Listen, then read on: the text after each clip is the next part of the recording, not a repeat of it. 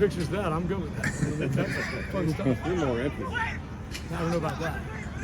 So what's this Camp Higher Ground version been like to you? How different is it from last year or any other year you've been here? I think it's significantly different in tone and demeanor from last year. Well, I mean, I've been out here with some different teams and really good teams that have handled it. Every experience at Higher Ground is unique because it's unique to the players. And certainly when you have as many new guys as we have that have never been here, and it doesn't happen at very many other campuses, so they haven't had that experience. How they handle it and how they react to it and how they respond to it, I think is critical to your team's success. If you don't come out of camp ready to play, it's a problem. Now, this group has been incredibly mature and has done a really, really good job. I love it. And when you have so many new guys, that you got to find ways for them to bond, and it's hard when you're in Clifton. You know, because they all got different things to do, and a lot of them got their own apartments and all that. All of a sudden, you stuck me in a bunk in a room with a guy I don't know, or 8 guys I don't know, and I gotta grow up. And so it's really good, really good. Jordan Young, there was a lot of talk about how much he had progressed mentally and you know, in that side of it in the off season. How has he done translating that to the field through camp? He's had a great camp. He's had a great camp. I mean, he gets challenged every day. I will tell you that I think Xavier Henderson the last week has been a dominant wide receiver. His legs are finally under him. I think it takes some time. He's running exceptional routes, and he's tough to cover. And Jordan gets him a lot. And so Jordan has had a great camp. He's tired right now, and that's okay. We're going to play for 2 weeks. So we got to get our legs back. We got to spend some time doing that, and we will. And he'll be fresh and ready to go by game day. But he's had a great offseason and a great camp.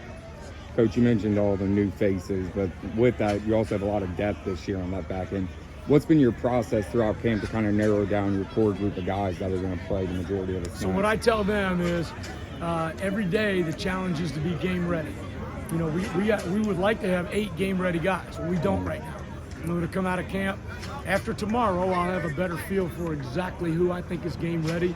I came out of last Saturday comfortable with 4. We've got work to do to get 4 more.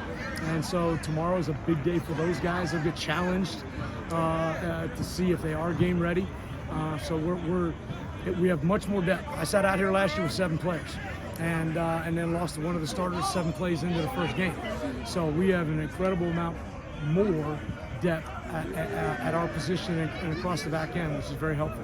Are you comfortable with naming the 4 that you're comfortable with? Game ready guys? Yeah. Sure. Game ready. Jordan Young, Jordan Robinson, Kalen Carroll, and Ormani Arnold are game ready today. If we had to play today, we could roll them out there and play. Robinson had a pick today. I mean, he did. It was a nice play. He's coming along. I mean, he got jacked up for when he could start because of some things out of his control, and so he missed all summer basically. So he's really catching up in a hurry, but he's doing a great job. He's doing a great job, and he will continue to get better and better, I think, as this next 2 weeks and as the season goes on. Have you adjusted your coaching style, having to fast track him with him getting here late to campus, or is it just the same? I mean, yes and no. I'll be honest with you, it's not brain surgery out there. I mean, it's more technique. He's got to get used to me and my style and my teaching of the techniques and how I want him to play, which is different. And he's doing a good job of that. He asks a lot of questions. But we've had an inordinate amount of meeting time out here. What else is there to do, right? So we've had a lot of time together.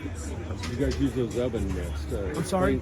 The oven mitts, as you call them, the grill master. Yeah, well, he bought grill masters because we didn't have enough. Right. God love JD, our equipment guy, for doing that. Yeah. I started that a long time ago. I used kickboxing gloves because all you get from the offense is your guys are holding me, your guys are holding me, your guys are holding me. And we don't want to hold.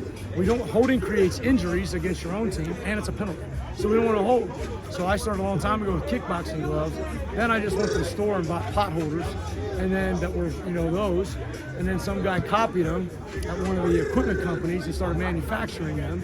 So we started buying them, and now apparently guys who grill, they use those to just move the meat around. So those were cheaper. So we got those and put them on our hands, keep them from grabbing cloth. How fast are you? I'm not fast anymore. I used to be. It's a shame. I used to be. Or do you think they're waiting for me? Nope. See, I'll go voluntarily. That's the difference between me and them. I'll go voluntarily. I'm not kicking and screaming.